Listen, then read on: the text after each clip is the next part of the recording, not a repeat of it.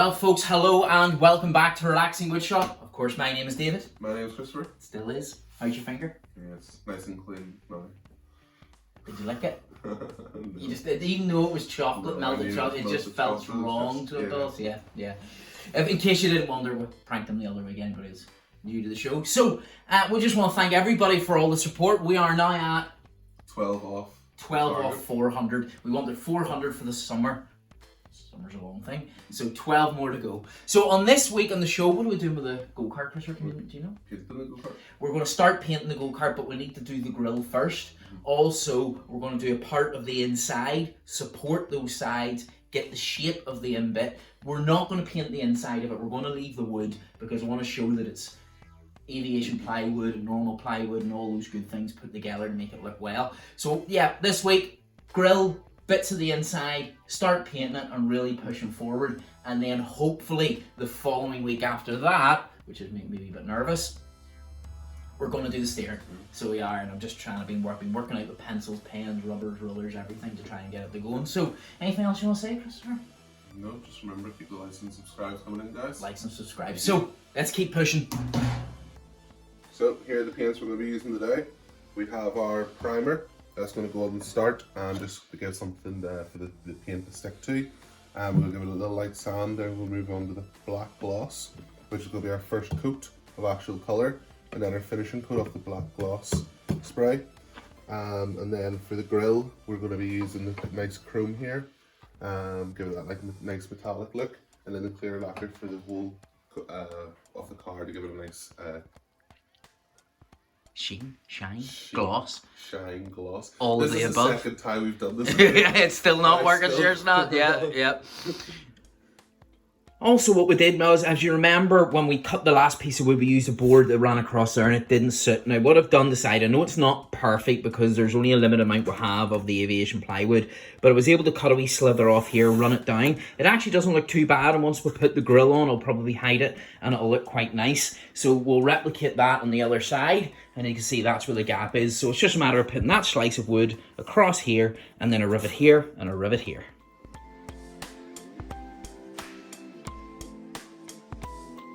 Now, what we have done is we've stuck the last bit of the aviation plywood in, and we've curved in a perfect angle to what we want for the actual in part of the seat. And as you can see, it looks really, really nice. So what we need to do is we need to mark around here. So we then cut out another piece of wood that can act for the base of the seat. And in order to do that, it's going to be awkward to get a perfect line. So what we'll do is we'll run this through, like so. Sorry for being as awkward as we can when it comes to this. And then we'll cut that out. So we'll take this out, put a piece of paper down, trace around that, and then we'll cut that out. So we will.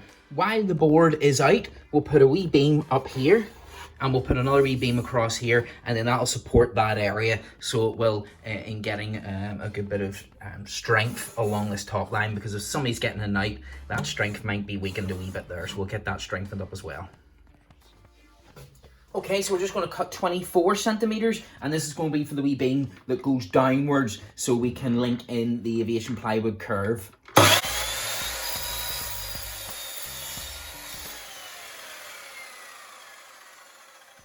So with the wee support brackets it's going to cross, again just like before, what we'll do is we'll drill 3 holes that goes into the bodywork, and then we'll use the wee pocket screws then to cut on the each side and support that gap in between. So let's get on with it. If I could get the right way.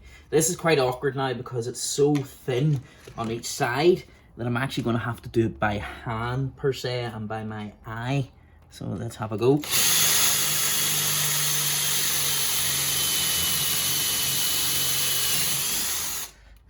Just about, and we'll do the same to the other side. Now, as we just can't get in with a drill or anything like that, all I've got wee ratchet, baby ratchet, socket, and then extender, and underneath where the wee pocket screws are, just get in there, and then we'll tighten them up like so.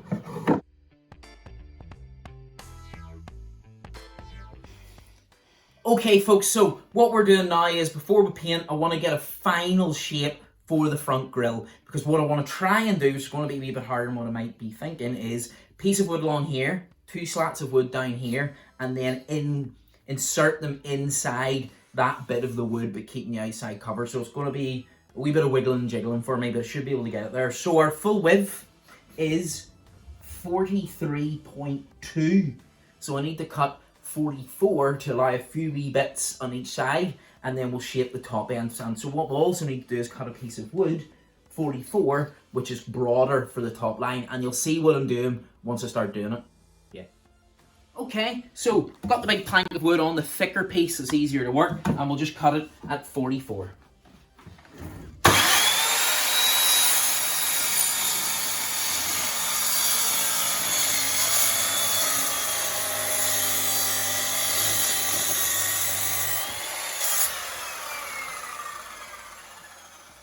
Okay folks, so now we've got the match in. All we're doing is running the line all the way around. That'll give us a good basis then to get this onto the bandsaw, cut the outer edge, and then put a line for the inner edge for this to sink into the body, I hope.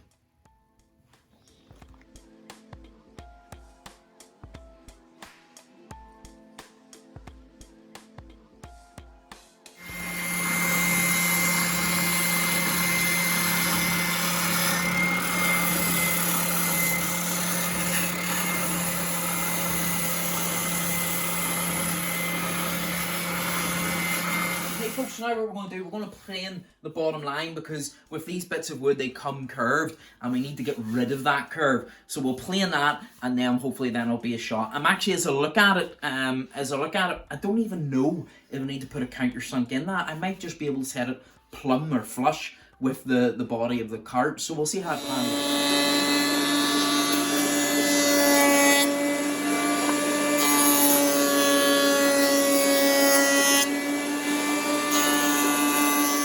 Folks, so now we've got that bit that's going to slot in. As I says, I'm definitely not going to writer all that out, because it's a lot of effort when I can just set it lovely and flush on the top of that with a wee lip at the top.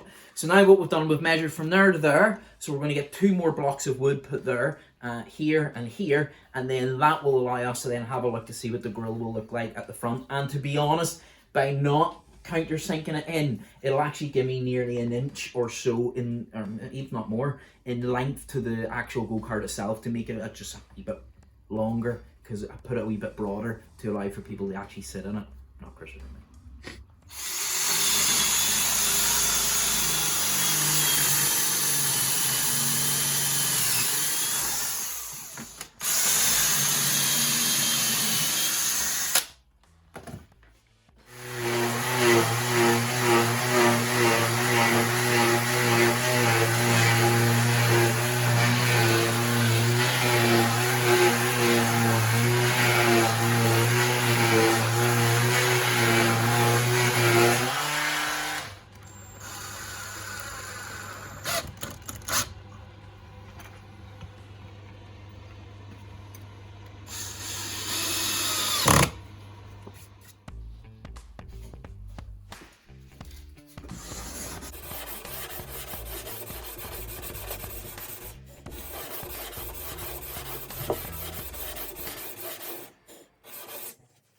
Now, we didn't want to bore you with masking it up, but she is now masked up, as you can see, and we are ready to paint. Now, I'm not overly worried about a tiny wee bit of overspray going inside here. I might tape up a wee bit more around there, but all in all, it is all ready to rock. We went right down to 2000 grit there just to give it a wee sand off, so we did, and I must admit, I think it's looking quite well. Hopefully, once the paint sets to it, it'll start to really show its colours, and then it'll show its colours for painting it. And then we'll get on to the interior and just keep pushing forward. But this is the big step. We're going to put it in a beautiful car gloss black, but what we want to do is we want to put a wee bit of red primer underneath that, just to pop through the black and that tiny wee bit of undercoat of red to shine through.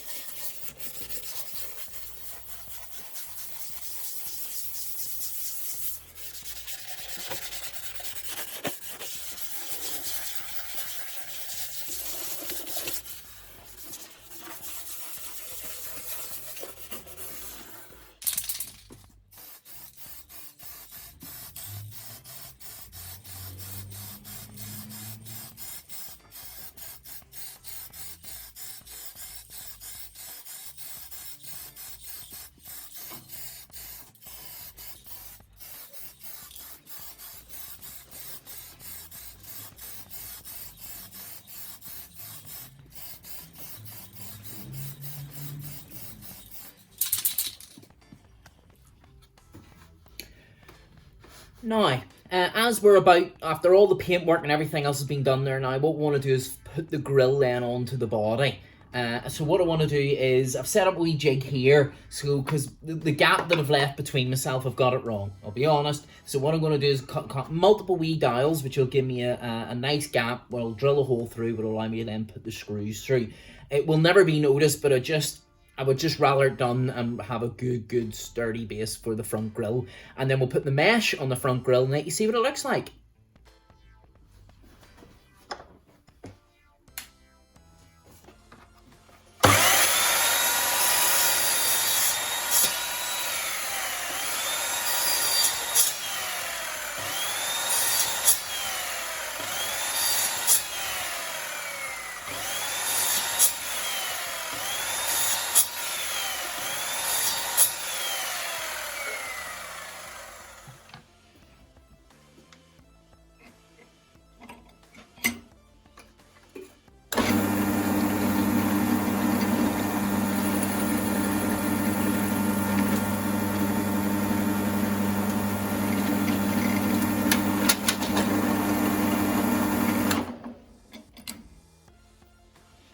So we'll put the wee studs in, as you can see, and that should accept the grill, which we've got over here. I've added an extra wee bracket in to give it a wee bit more support along the bottom there. So we're going to turn this over, and then we're going to add this mesh grill. I got this from our local hardware store in North UK. It's B&Q. So we'll get this put on to the front grill and see how it looks.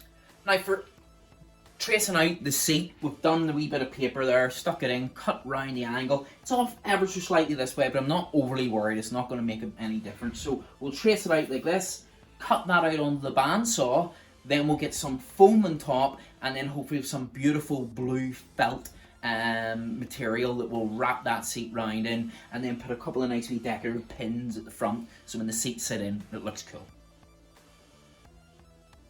Don't. Pre-recorded.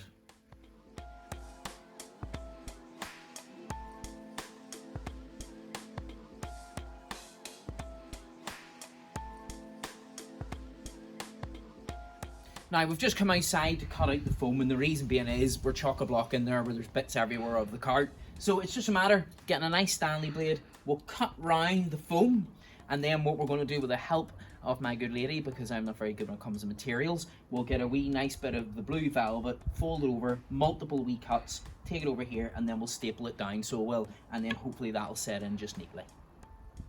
Okay, just a wee bit of, went for the Rhino heavy duty spray adhesive so we can spray that down and lock that in.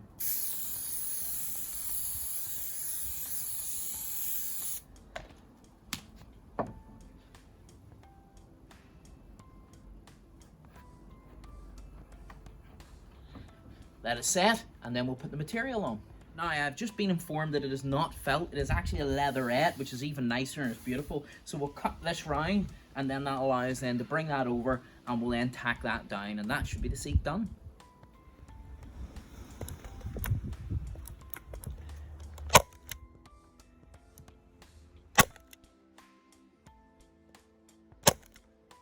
Okay, so after the help of my lovely assistant, it is all done, all neat, all tied together. So we're going to put it in, 3 screws from the underside to support it in at the other end.